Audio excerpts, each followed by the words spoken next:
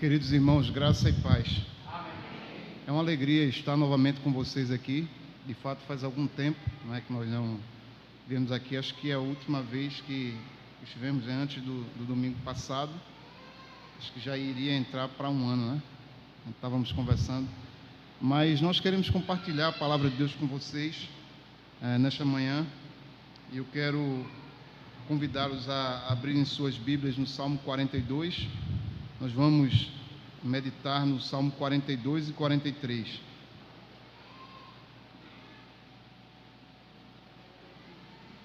Os irmãos estão percebendo aí que eu vim acompanhado, né? Acho que deu para perceber desde o início, né? O Eliel e o Ian ali ajudando, né, nessa compreensão, né? Já dizendo ali, estamos aqui. Estão todos ali de fato, né? E nós nos regozijamos nesse momento e poder estar todo mundo junto aqui, né, cultuando ao Senhor, apesar de toda essa situação, né, que nós vivemos. Inicialmente, quando começou a pandemia, dificultou, porque foi logo no período que ele nasceu, e acho que aproximadamente 6 meses, né, as crianças não podiam entrar, então dificultava bastante, só podia ir um, né, o outro não podia, mas graças a Deus podemos estar juntos aqui. Salmo 42, irmãos. Nós vamos meditar no 42 e 43. Esse salmo, já há manuscritos, né, que foram encontrados que mostram esse salmo como sendo um só. Na verdade, quando você olha para o versículo inicial do 43, você percebe que há uma continuidade, né? E assim nós queremos meditar nesta manhã. Diz assim: assim como o cervo brama pelas correntes das águas, assim suspira a minha alma por ti, ó Deus. A minha alma tem sede de Deus, do Deus vivo. Quando entrarei e me apresentarei ante a face de Deus? As minhas lágrimas servem-me de mantimento dia e noite, enquanto me dizem constantemente: onde está o teu Deus?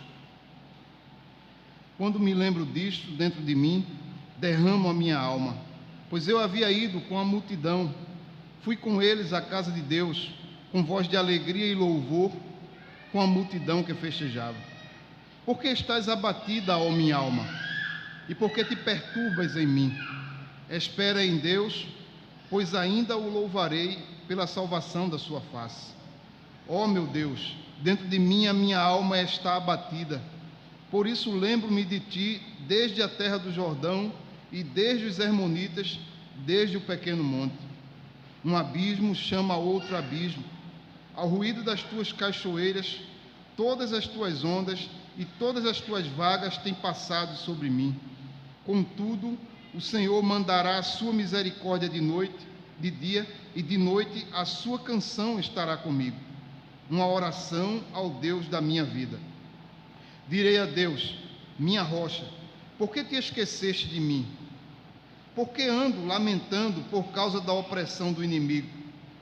Com ferida mortal em meus ossos me afrontam os meus adversários, quando todo dia me dizem: onde está o teu Deus? Por que estás abatida, ó minha alma? E por que te perturbas dentro de mim? Espere em Deus, pois ainda o louvarei, o qual é a salvação da minha face e o meu Deus. Faz-me justiça, ó Deus, e pleiteia a minha causa contra a nação ímpia. Livra-me do homem fraudulento e injusto, pois tu és o Deus da minha fortaleza. Por que me rejeitas? Por que ando lamentando por causa da opressão do inimigo? Envia a tua luz e a tua verdade, para que me guiem e me levem ao teu santo monte e aos teus tabernáculos. Então irei ao altar de Deus, a Deus que é a minha grande alegria, e com harpa te louvarei, ó Deus meu, Deus meu. Por que estás abatida, ó minha alma? E por que te perturbas dentro de mim? Espera em Deus, pois ainda o louvarei, o qual é a salvação da minha face e Deus meu. Vamos orar? Senhor, te agradecemos, ó Pai, por tua palavra, ó Deus. Palavra, ó Deus, que mostra a situação de alguém que, em um momento de angústia e de abatimento, ó Deus, voltou-se para ti, ó Pai, assim como nós fazemos.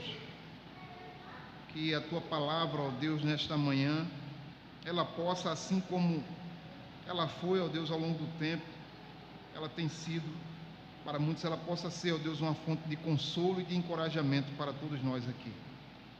Mas também, ó Deus, que a tua palavra venha nos exortar, ó Deus, sobretudo a confiar no Senhor, confiar no nosso Deus.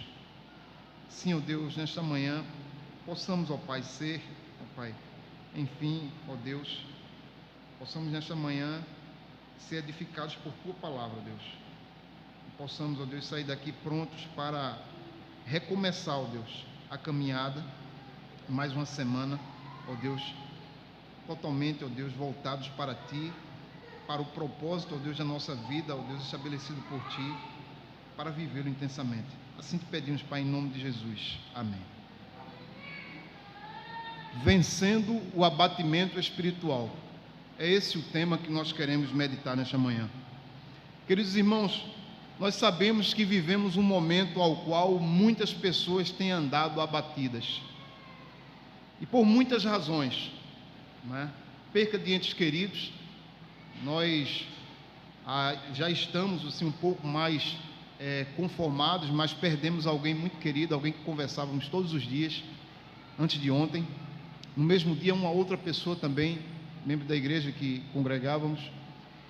E tudo isso vem trazer sobre nós um certo abatimento, preocupações. Vemos não apenas a morte, mas até mesmo a mudança de rotinas, trazendo sobre as pessoas um abatimento muito grande. Nós temos visto aí os índices de violência doméstica, os índices de suicídio,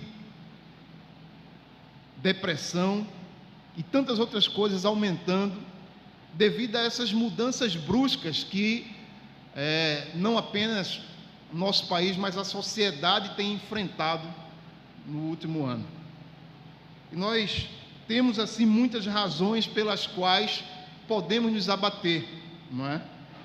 E sabemos também que ninguém está livre disso. Todos, sem exceção, estão sujeitos a viver algum momento de abatimento. Certamente, um dos textos ou um dos personagens da Bíblia que mais se conhece o seu momento de abatimento é do profeta Elias, né? Um homem que fez grandes feitos, um homem que Deus usou e ele disse que não iria chover. É interessante que período antes desse haviam colocado Baal como feito uma estátua de Baal, colocado inúmeros profetas e estabelecido o culto a Baal em Israel, e era assim o Deus considerado da fertilidade. E o Senhor, mostrando àquele povo que Ele é o verdadeiro Senhor, envia Elias, e Elias diz: não vai chover durante 7 anos, segundo a minha palavra. Podemos olhar para a atitude desse homem e ver tamanha fé. Um homem que está ali diante de inúmeros outros que estavam a ameaçá-lo, e ele, confiando no Senhor, ele proclama, não é? Podemos dizer que um edito até muito mais importante do que os editos do rei. Diz: não vai chover segundo a minha palavra. E passa aquele tempo sem chover.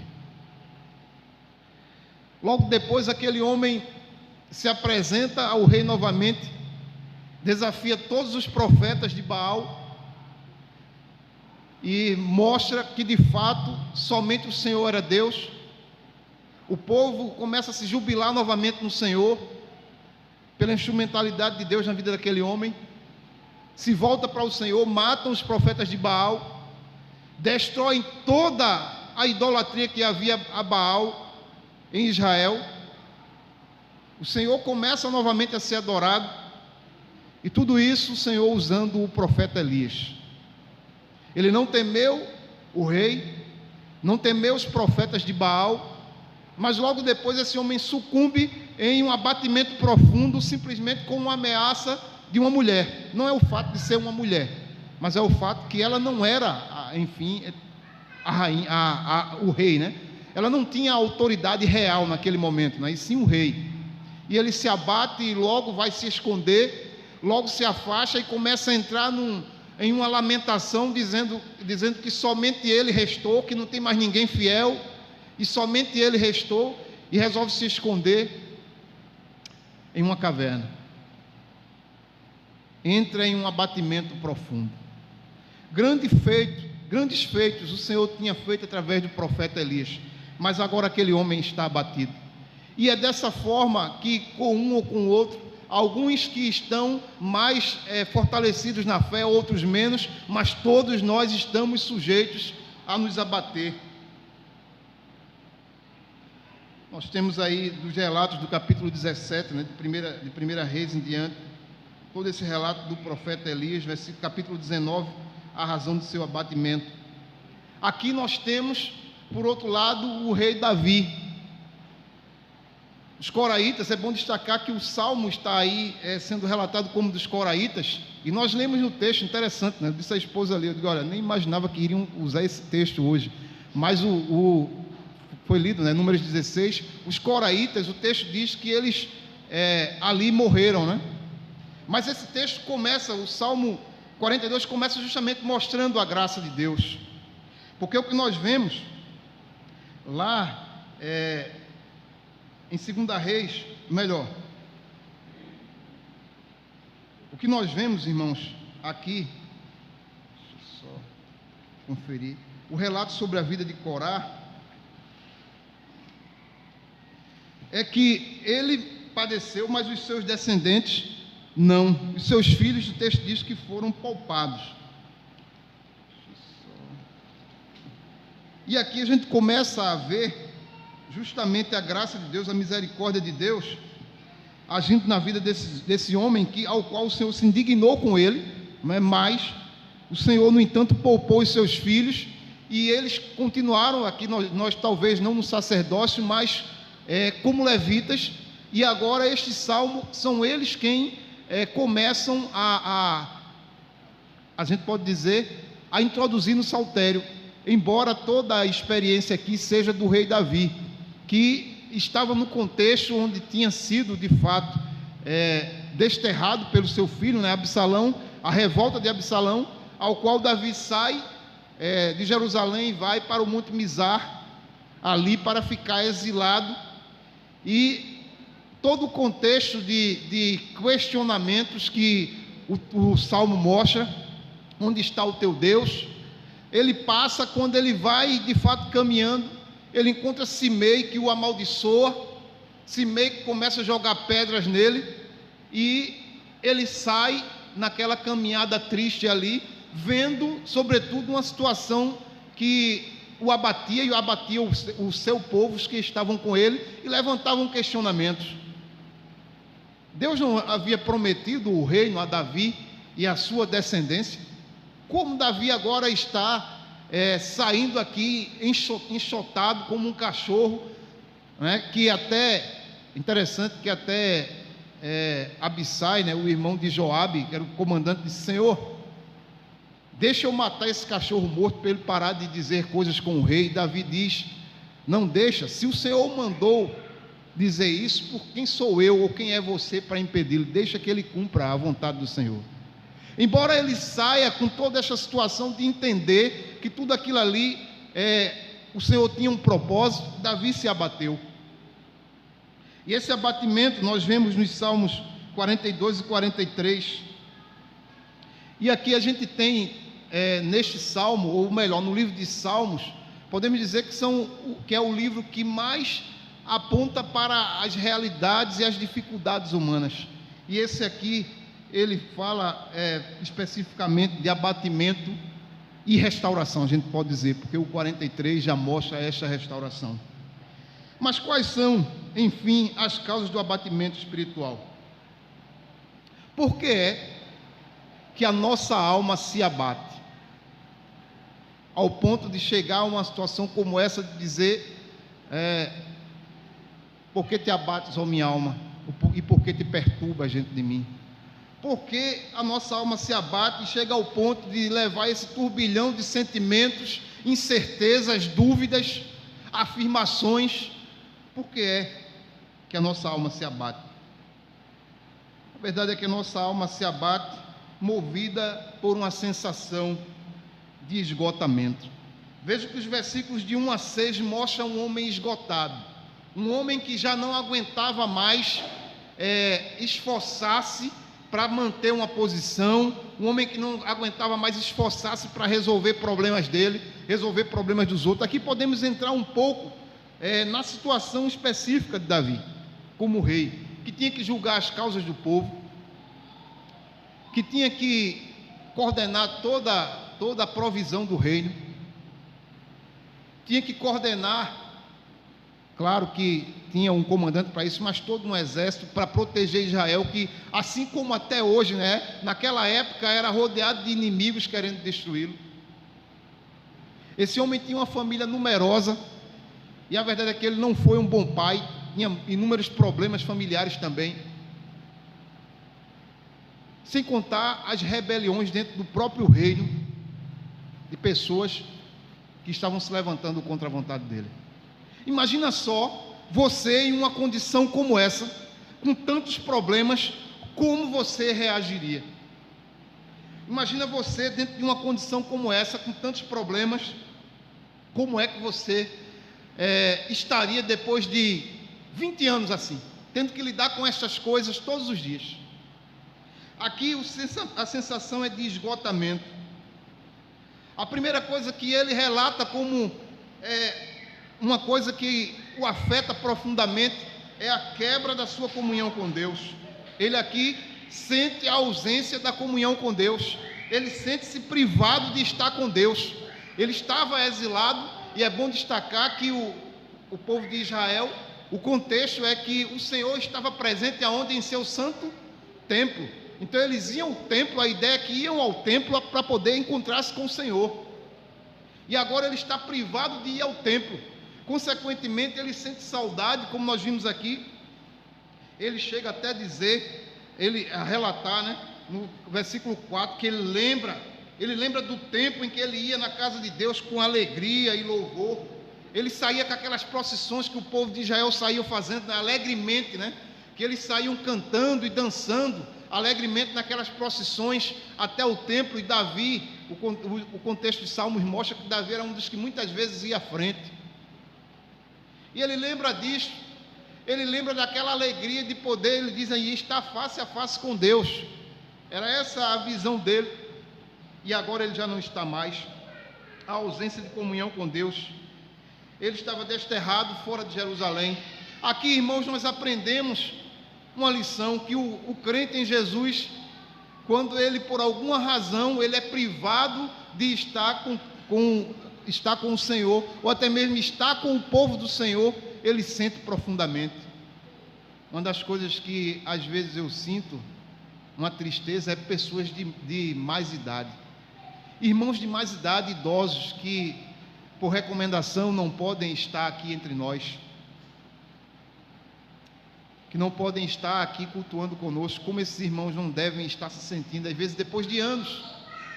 Alguns crentes, às vezes já 40, 50 anos, não perdiam um culto, e de uma hora para outra não poder participar, não poder estar aqui nesse momento de comunhão, ao qual eles podem estar com o povo do Senhor.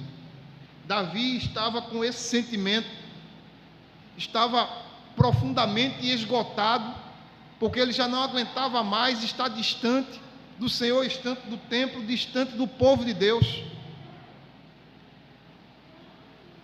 E é interessante que quando o abatimento ele vem sobre nós, uma coisa que também ganha muito fôlego são as lágrimas. Ele vai dizer aí que as lágrimas já são o seu alimento. O abatimento aqui, a razão dele se abater é o esgotamento. E isso vem como a razão, como a quebra da comunhão com Deus, mas também por algumas atitudes erradas. Ele apegou-se, ele diz que ele tomou as suas lágrimas como sendo o único mantimento. Ele aceitou as lágrimas como sendo o único mantimento. E nós bem sabemos que não é a lágrima, as lágrimas não podem jamais simplesmente ser a única coisa que fazemos no momento de abatimento, chorar. Chorar não resolve. Chorar talvez alivie em determinado momento, mas não resolve. Por isso que é preciso, você que está abatido por alguma razão, cuidar também do seu corpo, não apenas de sua alma. Mas voltasse sobretudo para a perspectiva de que a palavra do Senhor também é uma fonte de consolo. Salmo 30 e o versículo 5, o salmista também está em um momento de abatimento, e ele diz com muita confiança que o choro pode durar por uma noite, mas a alegria vem pelo amanhecer. Ele tinha convicção que aquele momento ia passar, ele tinha convicção que ele ainda ia sorrir na presença de Deus. Aqui não é afirmado isso. No entanto, eu e você, que assim como o salmista em alguns momentos nos abatemos, devemos pensar sempre com a perspectiva de que isso vai passar, e o Senhor ainda nos fará se regozijar e se alegrar e sorrir novamente com Ele. Assim, irmãos, nós vemos Davi chorar com uma sensação de abandono. Vejam que ele diz que as minhas lágrimas servem de mantimento dia e noite, e alguns dizem para ele: onde está o teu Deus? Há pessoas que em momentos de abatimento só fazem chorar, se lamentar, de tal forma que até outros olham: espera aí, onde é que está o Deus dessa pessoa que ele afirma crer, que ele está aí tão abatido? Há momentos que a perpetuidade das lágrimas diante das dificuldades, elas geram até mesmo a desconfiança de outros em relação a Deus. Onde está esse Deus? O que é que Ele está fazendo? E nós bem sabemos, irmãos, que Deus está presente. Temos essa convicção que Deus está presente, e até mesmo quando estamos abatidos. O salmista chora, assim como nós em muitos momentos choramos, mas o salmista também, ele se vê em uma outra situação que o esgota, uma mudança brusca na sua rotina, uma mudança brusca na sua vida.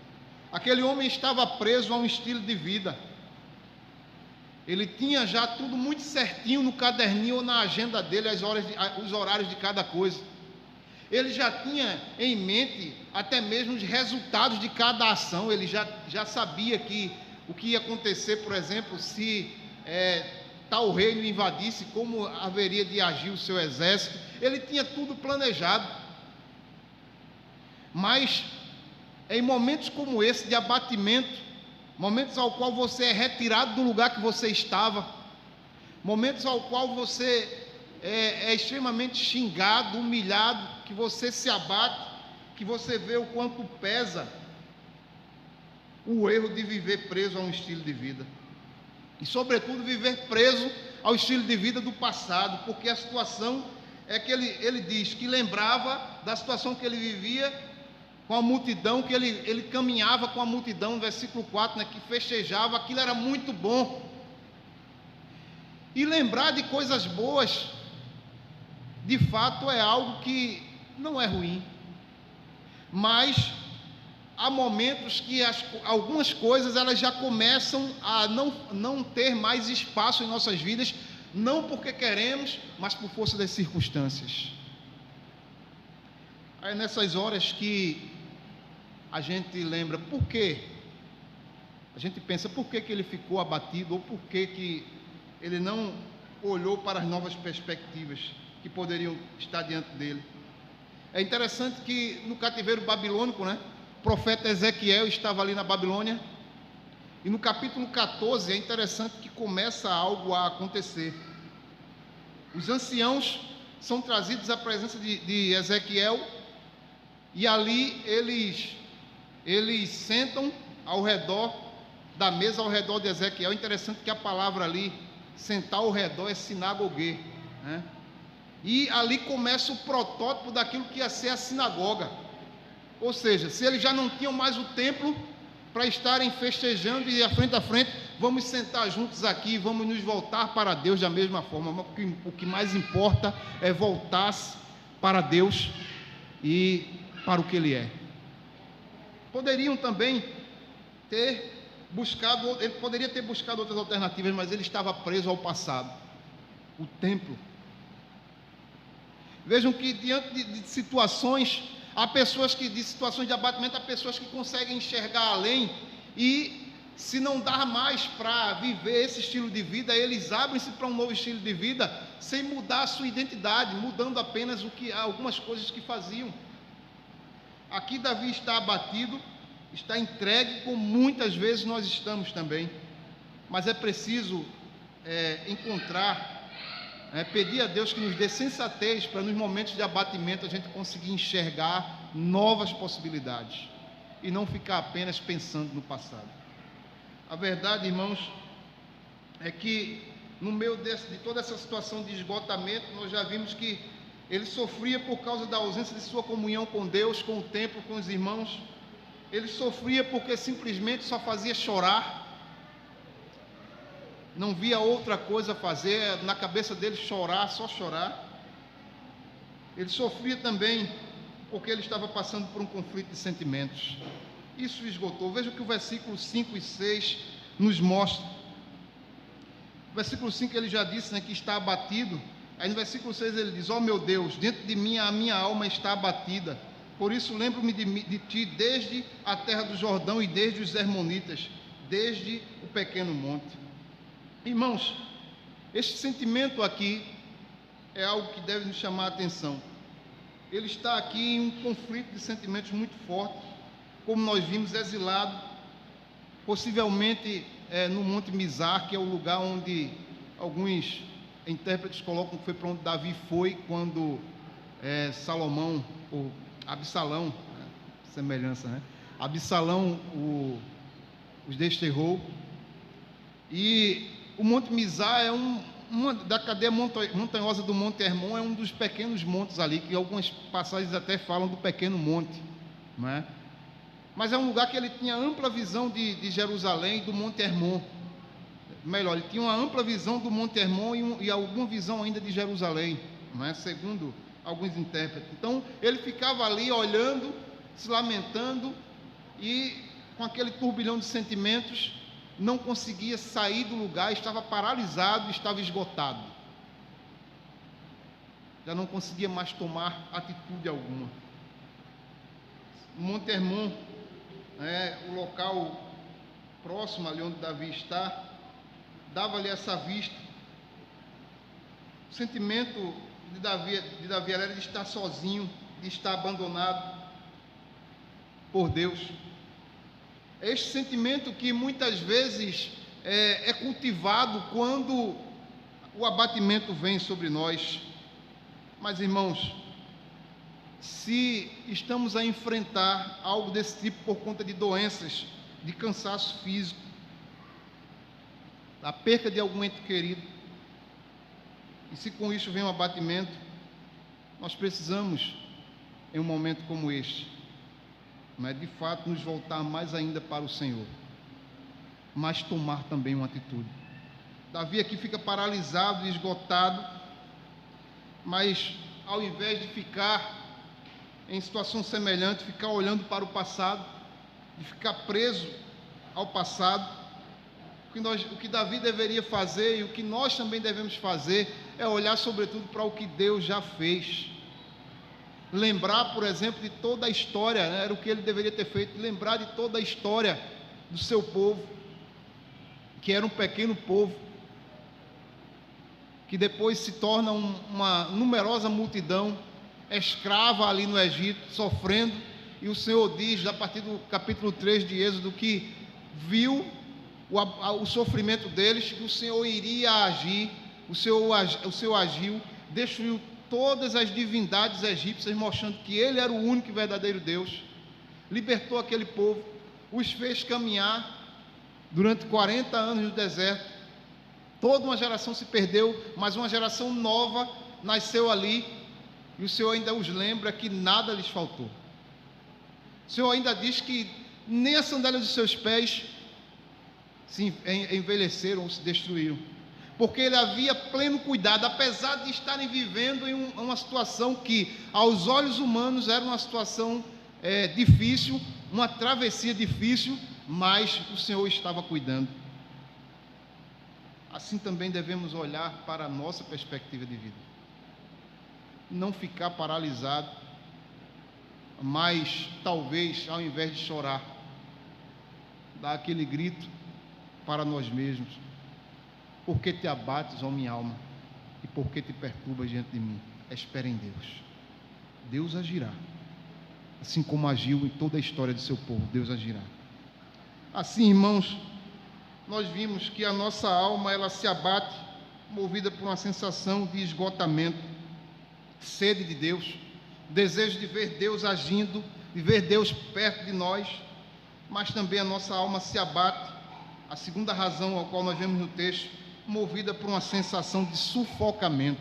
É interessante que há uma mudança aqui, muito interessante, e claro que aqui é objeto também da poesia de Salmos, né? Onde o autor ele vai agora mostrar-se não mais esgotado, mas sufocado. Se por um lado ele não tem forças para reagir, agora por outro ele tem forças, mas ele se sente como alguém que está sufocado dentro de um rio caudaloso, forte, de fortes ondas, ao qual ele tem força, ele está se debatendo, mas ele não consegue sair. Ele sente-se sufocado apenas com a cabeça fora da água. E assim, nós vemos a partir do versículo 7, ele diz: um abismo chama outro abismo, ao ruído das tuas cachoeiras, todas as tuas ondas e as tuas vagas têm passado sobre mim. Aqui, alguns intérpretes colocam que possivelmente ele está vendo a neve do Monte Hermon, o gelo derretendo, e com isso alimentando o Rio Jordão e as cachoeiras que havia na região do período de cheia, né, que era muito forte.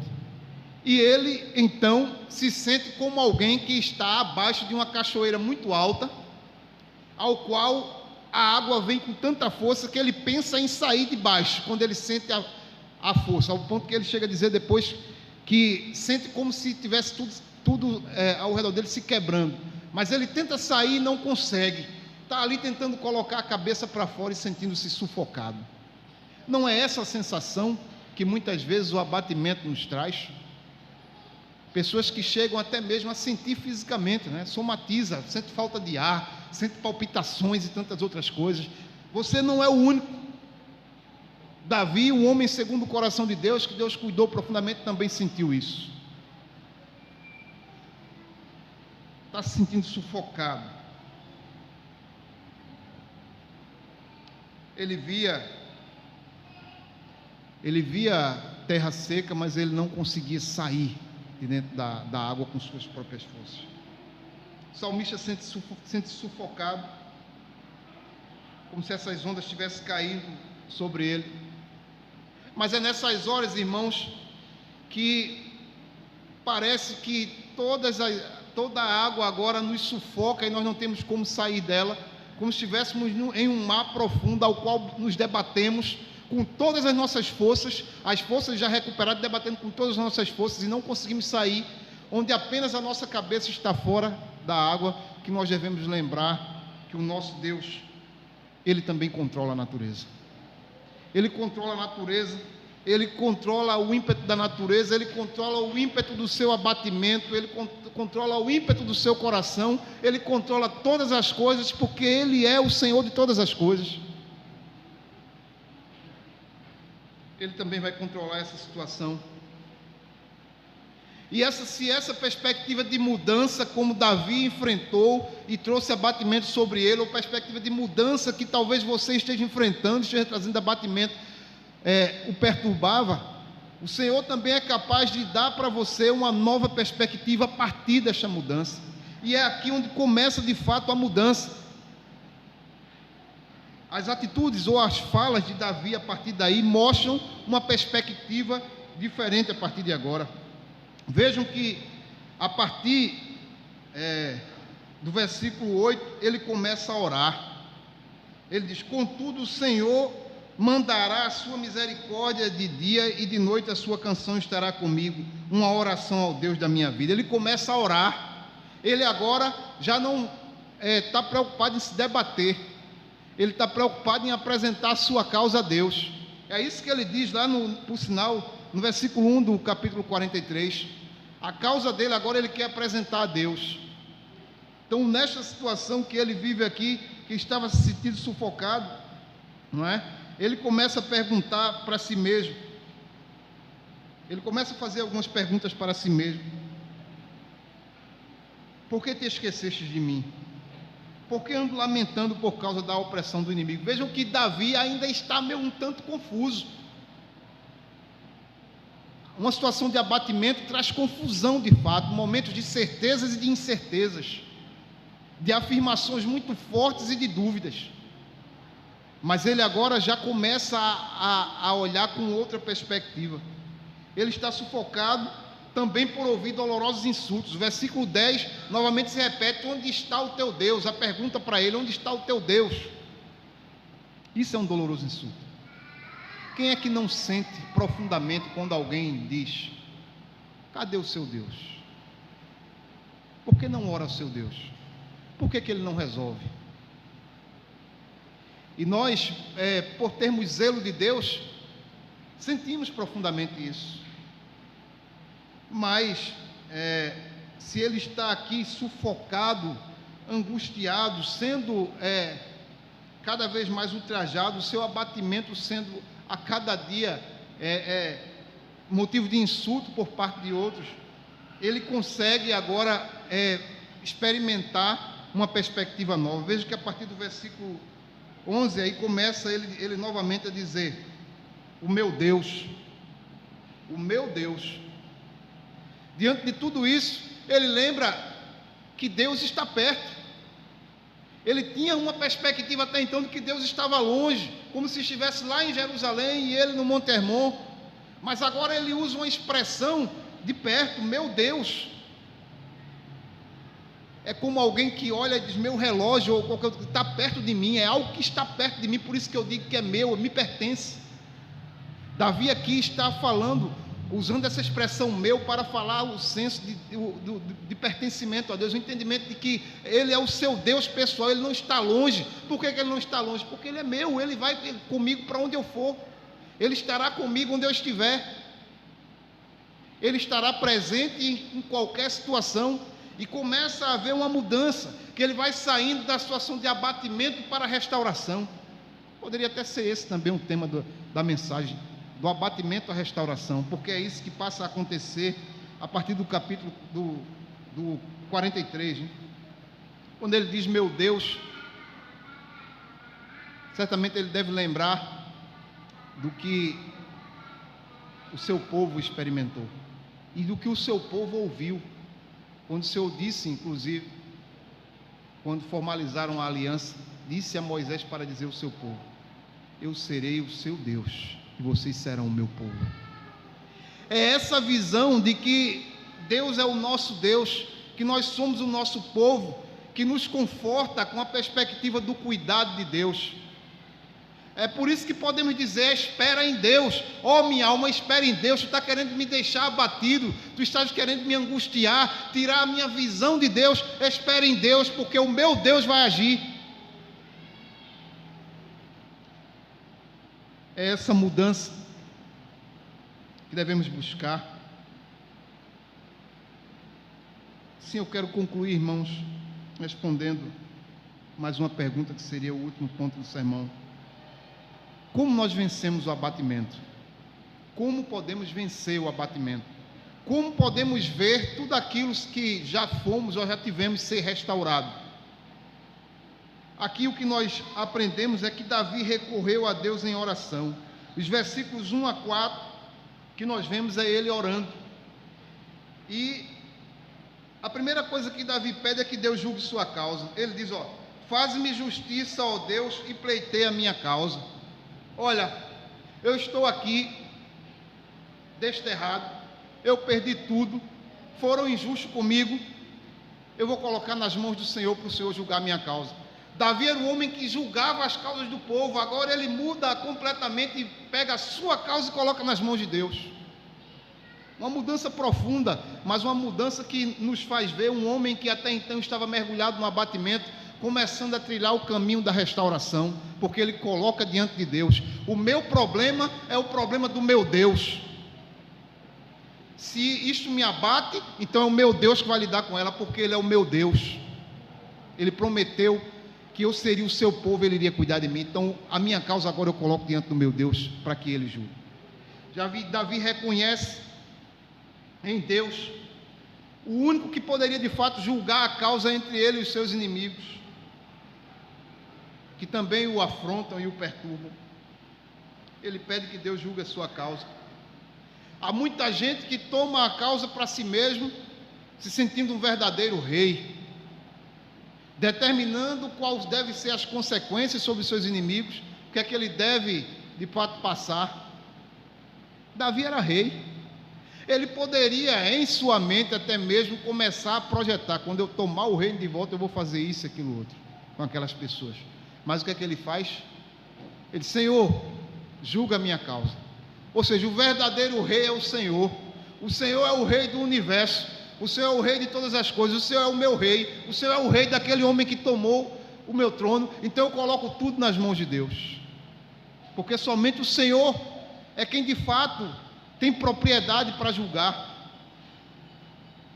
Davi pede que Deus julgue sua causa. Se queremos de fato começar a ver nossa vida ser restaurada, precisamos pegar tudo aquilo que nos abate, tudo aquilo que nos angustia, que nos inquieta, colocar diante de Deus e dizer: Senhor, está aqui a minha causa, agora é a tua causa, porque tu és o meu Deus, julga ela conforme tu bem quiser.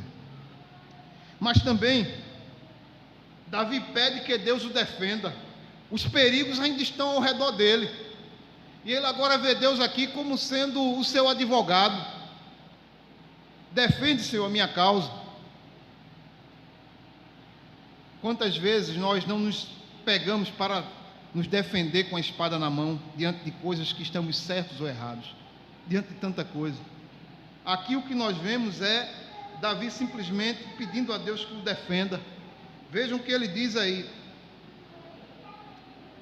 pleiteia a minha causa, faz-me justiça e pleiteia a minha causa contra a nação ímpia.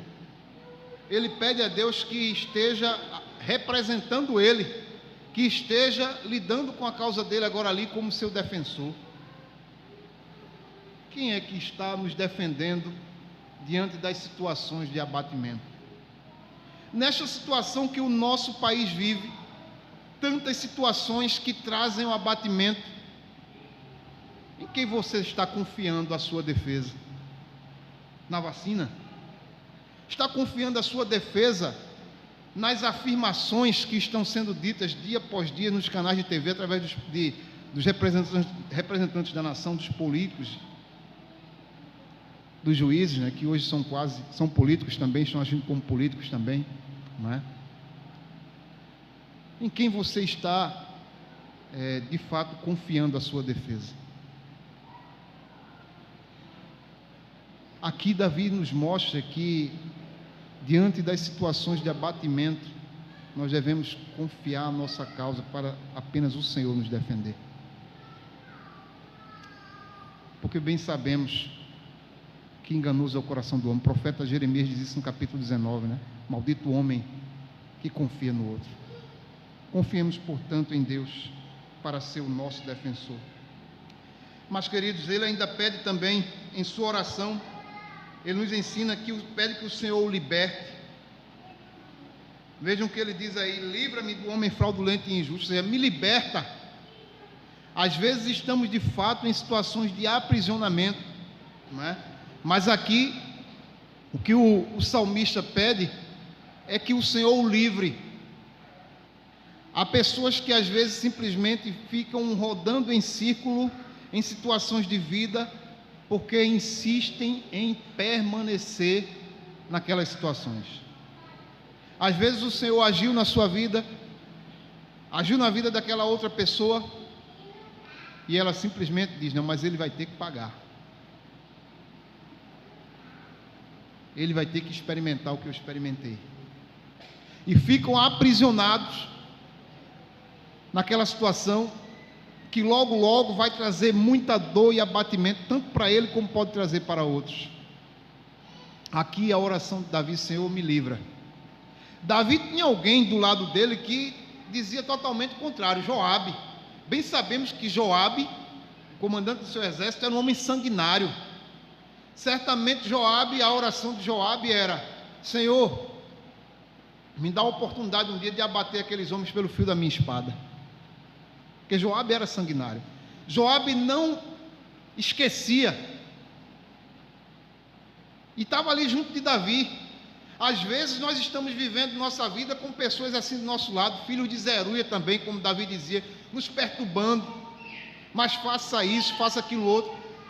Davi, ao invés de ouvir Joabe, Davi simplesmente resolveu ouvir a Deus e libertar-se, pedir ao Senhor libertação. Então, é hora também de começar a olhar em seu abatimento, em suas situações de dor e de sofrimento. É hora de começar a ouvir a Deus, de começar a deixar ouvir as vozes ao seu redor, simplesmente ser capaz de experimentar a libertação que é concedida por Deus e é concedida para o nosso bem. Assim, irmãos, nós vemos Davi começando a experimentar a restauração. Ele começa a orar, e a sua oração é pedindo a Deus que julgue sua causa, pedindo a Deus que o defenda, que o liberte, pedindo a Deus também, depois de tudo isso, é que o guie. Você consegue imaginar um prisioneiro em uma terra estranha, e de uma hora para outra, simplesmente é dito para ele: olha, você está solto, você está livre, pode ir para a sua terra. E agora? Pode ir para a sua terra, pode voltar para o seu lugar. Como esse homem chegaria? Em que condições ele chegaria? A oração de Davi é uma oração que se apropria da promessa de Deus, e ele ora crendo. Tanto é que depois que ele pede a libertação, vejam que ele pede a Deus que o guie à verdade. Aí no 43, no versículo 13, ele diz: envia a tua luz e a tua verdade, para que me guiem e me levem ao teu santo monte e aos teus tabernáculos. Ele orou pedindo a Deus libertação, e ele creu de tal forma que ele diz: olha, agora me ajuda a voltar até lá. Ele já estava olhando para o futuro. Há pessoas que vivem aprisionadas ao passado. Por outro lado, há pessoas que estão vivendo bem melhor, olhando também para o futuro. Estes dias me chamou a atenção uma coisa. Eu vi o carro à oficina e, conversando ali com o mecânico, ele contava a história de vida dele, como ele chegou até ali, durante anos trabalhando em um posto de gasolina, mas sonhando um dia ter sua oficina. E o que é que ele fez? Ele me mostrou lá 3 equipamentos, vejam, que ele já tinha há 12 anos, que era quando ele trabalhava no posto. Ele não tinha oficina ainda, mas começou a comprar. Isso aqui é para quando eu tiver minha oficina. Foi guardando. Isso aqui é para quando tiver minha oficina. Então ele foi comprando um a um, colocando lá. E esses equipamentos passaram anos guardados, mas ele disse que olhava e dizia: ainda falta isso aqui. Em vez de olhar e dizer: mas eu estou com isso aqui, não estou fazendo nada, ele olhava e ainda falta tal coisa, ainda falta tal coisa, eu tenho que me esforçar para comprar. Esse homem estava com a mente voltada para o futuro. Não importava o que tinha passado. Desde alguém que vivia em banco, ele disse que começou com banco de feira, com muita dificuldade, ainda adolescente, depois chega a gerenciar um posto de gasolina, agora estava com o seu próprio negócio, foi estudar, ele se dedicou, foi estudar, esperando a oportunidade um dia de começar o seu negócio. Aqui Davi também mostra uma atitude proativa em relação ao que ele vivia. Ele pede ao Senhor que o liberte, e em seguida o que é que ele faz? Ó Senhor, é como se ele estivesse afirmando: eu sei que tu vai me libertar. Quando tu me libertar, me guia de volta. Me guia de volta ao lugar onde eu gostava tanto de estar. Ele pede ao Senhor que o leve de volta à sua presença, que o leve de volta à sua presença, que trazia tanta alegria. E Davi, por último, nos ensina aqui nesse texto que para vencer o abatimento nós também precisamos reafirmar nossa fé, reafirmar que acreditamos de fato na restauração. Algumas coisas, irmão, me chamaram a atenção no capítulo 43. Vejam que Davi começa usando a expressão minha causa. Capítulo 43, versículo 1, né? Aqui no 2, já há uma mudança tão profunda que Davi diz, a minha fortaleza. A causa já foi entregue, já está nas mãos de Deus. Agora Deus é o quê? Deus é a minha fortaleza. Eu estou aqui nesse lugar, mas estou me sentindo dentro de uma fortaleza. É como se eu estivesse dentro de Jerusalém, dentro de seus muros, sem ninguém poder me atacar, porque Deus é a minha fortaleza.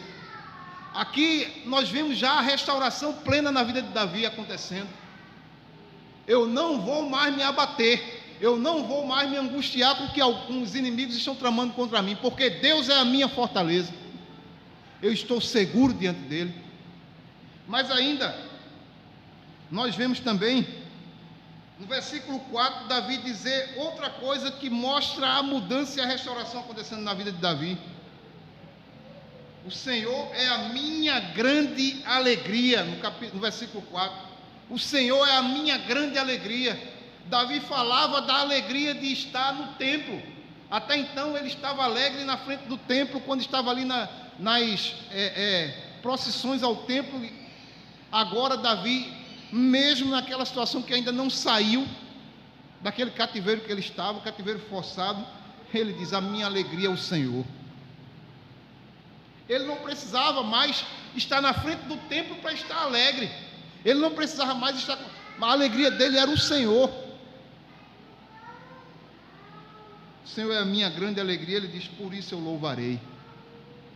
Assim, irmãos, nós queremos, nesta manhã, concluir justamente com algumas aplicações. E a primeira aplicação que eu quero fazer é que nós precisamos entender as causas do nosso abatimento. Às vezes a gente simplesmente está nesse emaranhado de sentimentos sem entender nada do que está se passando. E tudo isso porque ouvimos muito mais as vozes ao nosso derredor. Nós precisamos entender as causas do nosso abatimento. Precisamos conversar mais com Deus do que com os outros. Mas também precisamos conversar mais consigo mesmo.